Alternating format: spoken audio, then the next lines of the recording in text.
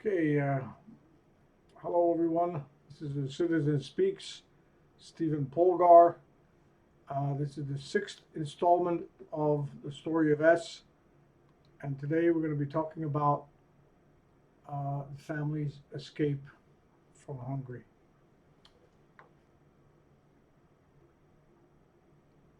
I'd appreciate it if you click the like button or you subscribe. That makes it more sensible for me to be doing this, and at least provides me some feedback about people's interest. And if you have any questions, of course, I'd be happy to answer them. So, the train ride was the beginning of the family's escape from their homeland. Crowded with many other people planning similar excursions, S felt the danger and uncertainty from which his parents tried to shield him. And though a little more conscious of these possibilities than his siblings, couldn't understand their variety, not even in a simplified version of what his father faced and had to plan for. The routines in his life had been disrupted by the revolution, since there was no school and he had been at home with the family for more than a month. But now, even the prospect of regaining some semblance of order or predictability disappeared. He was not consciously aware of this, but the details of the departure from home impressed him with their implications of uncertainty. Decisions about what little to take and leaving objects like his treasured bicycle, which provided him the freedom to ride around the streets of the city, didn't acquire significance until much later when he understood that these things were permanently abandoned. He watched his father and the adults around him adjusting their expectations. Some things were simple, since his father told them what to do or say, especially before they boarded the train. If anyone asks, he said, "We're going to visit friends in Szombathely." That statement and what it implied were clear enough.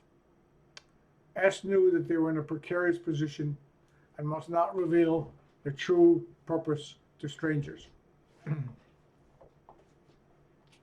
In the crowded compartment occupied by four other adults, his 2-year-old brother sitting in his mother's lap in the yellowish light of the dirty overhead fixtures, S spent his time reading a novel about a character in the Italian Risorgimento of the previous century.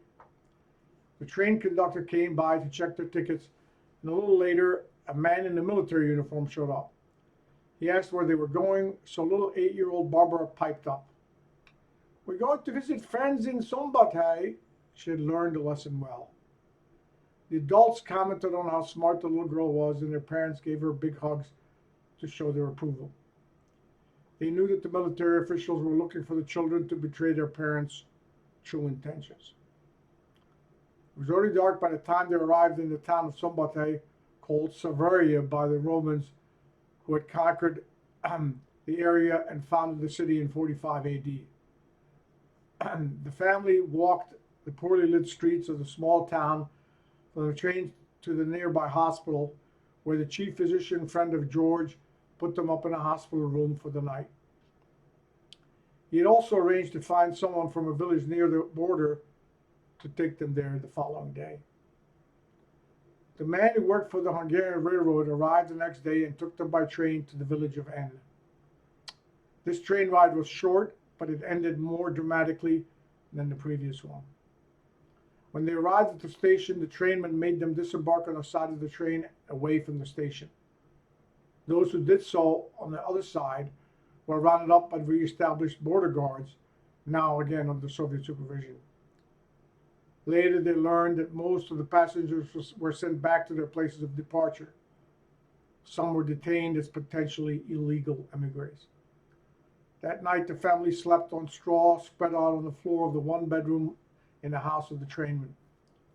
The tired children had no trouble sleeping, unlike their anxious parents and especially their father, who bore the weight of the responsibility for his family. As always, he did not show any signs of the anxiety that kept him awake. The next 3 days were particularly difficult since they had to make sure that no one saw them or suspected that they were in the trainman's house. Originally, they were supposed to continue to the border on foot, but the man and George had trouble finding guides willing to take a family with a 2-year-old across the patrolled border. Somehow, after what seemed like endless waiting, a couple of brothers were found in a village a few miles from the Austrian border. Near 7 o'clock on a cold evening of December 2nd, the trainman led them out of his village, heading to the guide's house about 3 miles to the west. George had given a sedative to 2-year-old George Jr. and carried him on his back in a rucksack in which he had cut 2 holes for the boy's legs. They walked on a paved road that headed west. They passed through hamlets and had to hide in a shed on the other side of a pigsty when they heard the rumble of military trucks approaching. The motors of the Russian trucks made a moaning sound that rose and fell in an arc through the night. The family were afraid of being discovered, so everyone managed to keep quiet. The pigs on the other side of the wooden planks were snoring loudly, camouflaging any of the noises that the people made in the shed. The long walk along the dark road, lined by an occasional small, unlit house, with at most a single light shining over an entryway, ended in the border village of the guides. To reach their house, they had to cross the center of the village. There was a single light high atop a pole, and houses surrounded a knoll it stood in. There was no way to cross the circle without being seen, so they had to run. Since it was late and most of the houses were dark, the adults were counting on not being caught. Luckily, they were right. The lonely light at the top of that pole was the last public image they saw in Hungary, and the fear of being discovered that had gripped them since they entered the train at the western station in Budapest now reached another peak. The danger was palpable for the 2 children. 2-year-old George was fast asleep. Their destination was a modest farmhouse outside the village that could be approached on a footpath at the edge of the fields that stretched west toward Austria.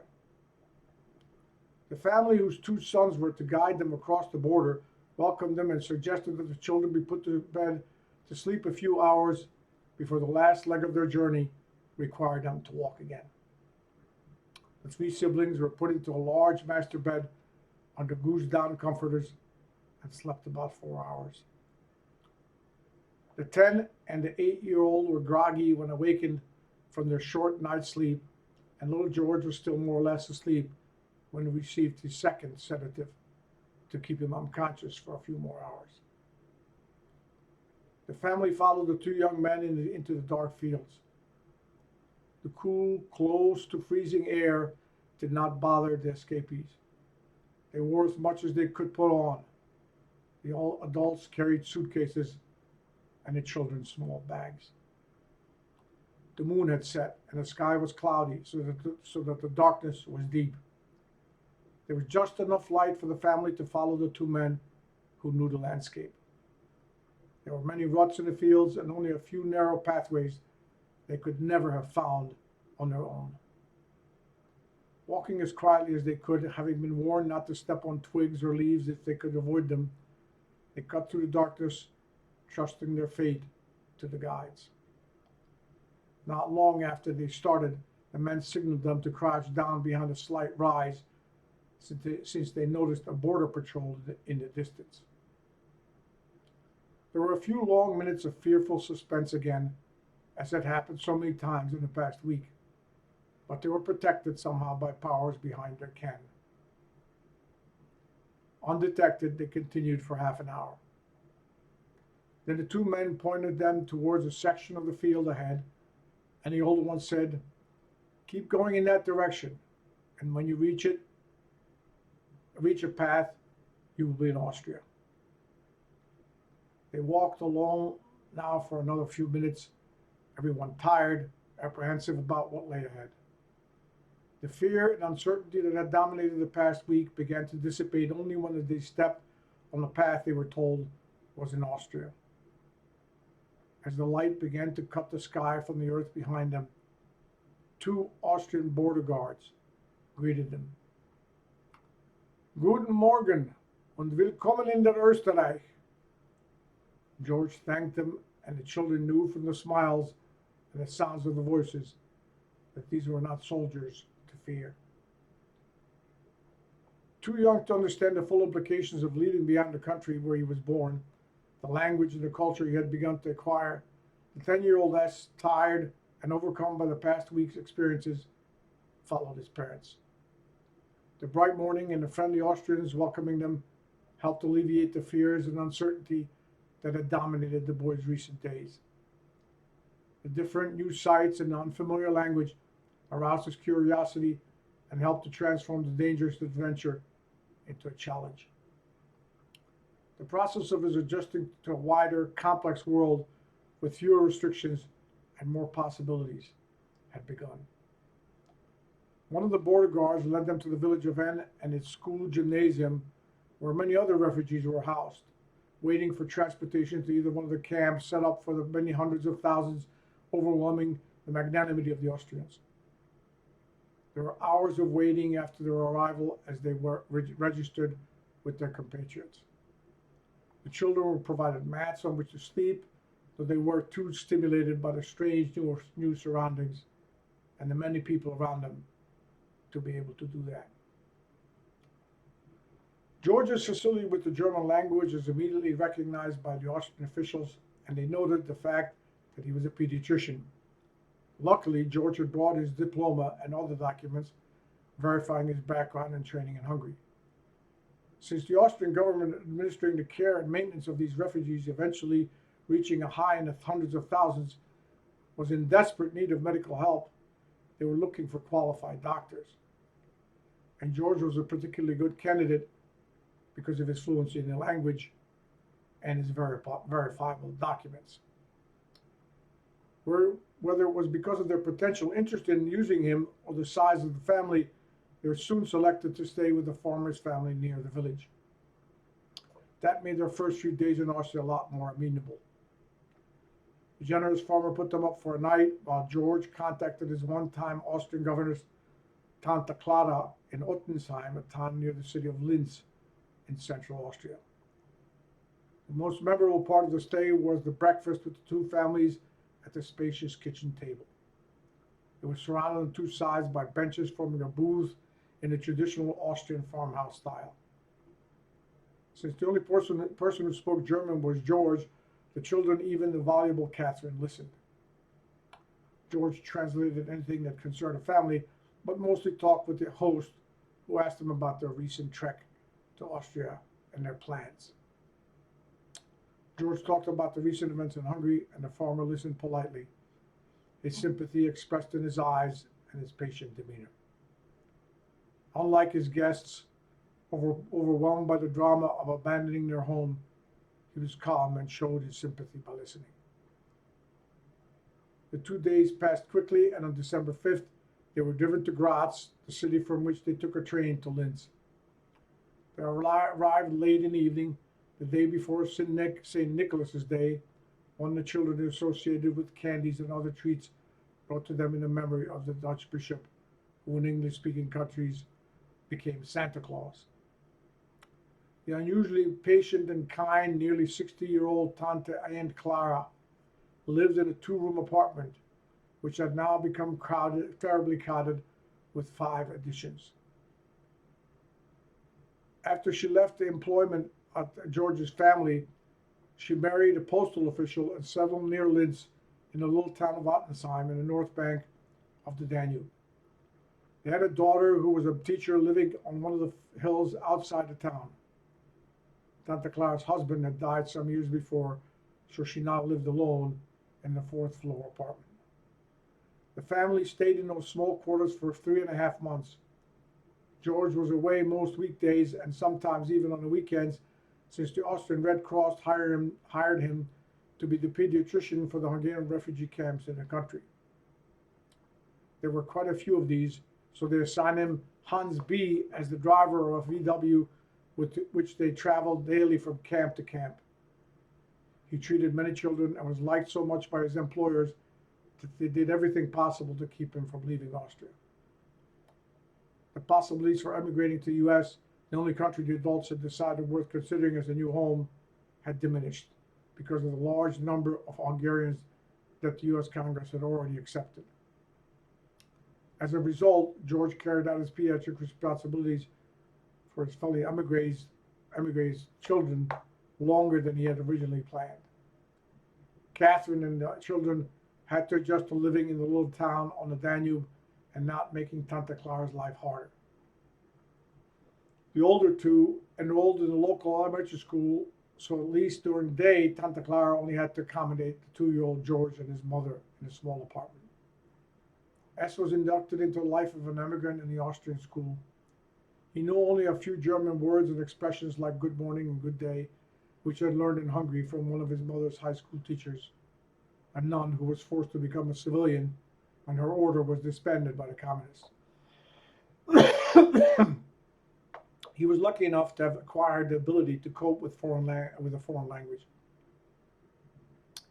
At first, this consisted of relying on gestures and reading body language. The most important element was the patience and understanding of his classmates and the teachers who went out of their way to help him and make him feel welcome. This outsider fascinated the children, and because the teachers emphasized the importance of accepting him as a sign of Austrian support for their erstwhile Hungarian compatriots, the children understood the message. It was an interesting example of the power of tradition in that Central European world. 40 years after the breakup of the Austro-Hungarian monarchy, notwithstanding the horrible crimes perpetrated in both countries by the Nazis and the communists, and the misconceptions nurtured by inherited prejudices prevalent among some in both nations, the children found enough in common to accept this 11-year-old who could only speak a few words in their language. This was not true of at least one of the teachers, who was an avowed socialist. When near the end of S's stay at the school on March 15, 1957, in keeping with Hungarian tradition memorializing the beginning of the revolution of 1848 against the then Habsburg Austrian monarchy, S wore a red, white, and green cockade on his jacket. This science teacher tore off the little political decoration, declaring, "There is no place for demonstrations here." But this reflected his allegiance to a monarchy that had made its peace with the Hungarians in 1867 and then seized its opposition to wearing a red, white, and green cockade, memorializing the events of 1848, or his source of animosity to this boy had something to do with his socialist political beliefs, was never revealed to the boy.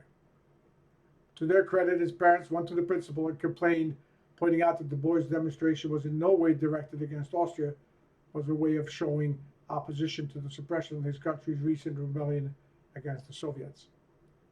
The principal, who like so many of his countrymen was going out of his way to help Hungarian refugees, understood the meaning of the cockade on the boy's lapel, instructed the teacher to apologize. Those 3 months were filled with many growing experiences for the 10-year-old S. Besides having to adjust to being an emigre and try to make sense of the ways in which his parents and siblings related to his new life, he had to struggle with choices about what part of his acquired Hungarian language and culture he should nurture and how to integrate that into his new life. When it snowed, as it often did in the winter months, he went sledding on the hills around the little town with his Austrian schoolmates. He played soccer with the children in the schoolyard, and towards the end of their stay, when the weather turned milder, he went down to the bank of the Danube on the southern side of the town. His parents took him into the city of Linz and to the nearby foothills of the Alps on excursions. He also visited Tante Clara's brother, Johann, in St. Florian, a little town south of Linz, and saw the monastery of the Canons Regular of St. Augustine, one of the oldest in Europe. On their excursions to nearby Austrian towns, the boy could not appreciate the exquisite riches that he saw, nor the historical significance of the churches and buildings that were such a common sight. It was only when he began to revisit these places after 6 years in America that he began to understand the relationship between the historical backdrop and the present-day life of the people who lived in these surroundings. A 10-year-old is too busy learning how to adjust to his family and to the outside world. This was not complicated by the many transitions and the temporariness of their condition. Then he was not conscious enough to know how these conditions affected him. He was only aware of missing his home in Budapest, his grandmother who stayed there, and the things he had begun to know and rely on as constants.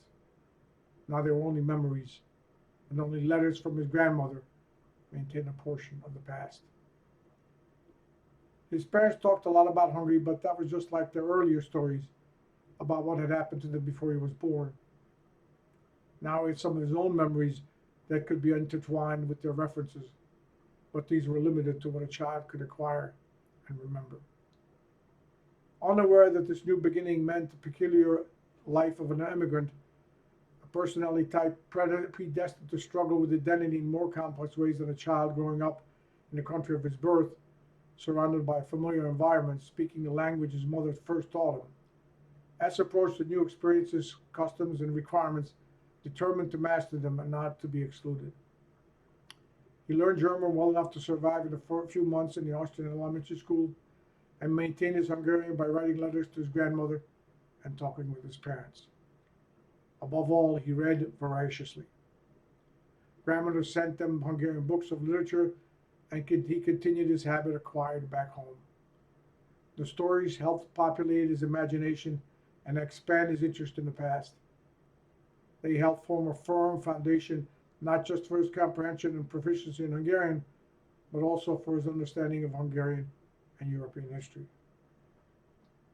These proved invaluable in his ability to adjust to the many new circumstances which he had to face with his family. There were also a few strange connections that appeared fortuitously and created an illusion of continuity. Towards the end of their sojourn in Austria, an important message arrived for George concerning the possibility of the family going to the U.S. Congress had passed new legislation allowing for an additional 10,000 Hungarian professionals to be admitted above the quota already far exceeded in the previous months by the thousands of Hungarians allowed to enter the U.S. To register for this program, the family had to travel to Vienna. When the news arrived, Catherine told us that besides friends from Budapest named Yu, they were also going to meet the T's that hit a sensitive chord in the young boy's life, since pretty blonde Julia T had been his classmate at the St. Stephen's Square Elementary School. They had become friends, preparing for a March 15th celebration at which S was to recite a poem by a Peterfi, and Julia was a member of the choir which sang patriotic songs. The friendship met the requirements of puppy love. 10-year-old S had no idea what attracted him to her, but he couldn't stop thinking about the smiling girl with the slightly higher-pitched voice, her big blue eyes looking at him curiously and expressing some emotion that he had not encountered before. They talked a long time at one of the rehearsals and on subsequent days. S walked Julia home to her family's apartment a few blocks from the school on Wojciechowski Avenue or Boulevard. The liaison was bound to attract the attention of the older children, and soon enough there was gossip about Julia and S kissing in Parliament Square near the statue of Louis Kossuth, the 1848 revolutionary prime minister. That product of children's imagination reflected the evident attraction between the two youngsters. Now S was going to see this girl again, although he had thought that she, along with the rest of the people and places of his childhood, were to be lost, converted into fallible memories. It excited him in a way that he had not experienced before. After a few more weekdays, the family went by train from Linz to Vienna on a Friday. They did meet up with both the U's and the T's, and while the men of the families were in the U.S. Embassy in Vienna, following the procedures required of them to apply for the special visas, the children and their mothers waited for them in the park. His sister Barbara, the U children, Julia and S, played hide and seek, and S tried to steal a few moments to talk to the girl alone, but failed. She didn't seem as excited about the reunion as he was, and he left with his family that evening, disappointed and feeling rejected by the girl. That should have been the end of the story. In the following years, with his mother's help, with an inkling about her son's attraction to Julia T, he heard about her and her family. They had immigrated to Argentina, and now and then S had thought about contacting her, although nothing came of those thoughts. In 1979, after S returned to Europe to work in Munich for Radio Free Europe, a woman told him that Julia T had settled there with her family. According to this lady, Julia had become an overweight, middle-aged woman. Although he was single and unattached at the time, he did not seek to find the woman he had last seen 23 years before as a little girl of 11. He knew that some memories are best left alone, and that the little illusion, at least about the past, that he still retained was not worth shattering by confronting it with the realities of the present. He thus left the fond, though disappointing memories of his first childhood infatuation undisturbed. Soon after this trip to Vienna, the family said goodbye to Tante Clara after George received the much sought after visa to America. So let's finish it there. Next stop will be on the trip to America. Again, this is A Citizen Speaks. My name is Stephen Polgar. I appreciate it if you click the like button and if you subscribe. And I hope to see you again next time when I do the following sequel. Goodbye.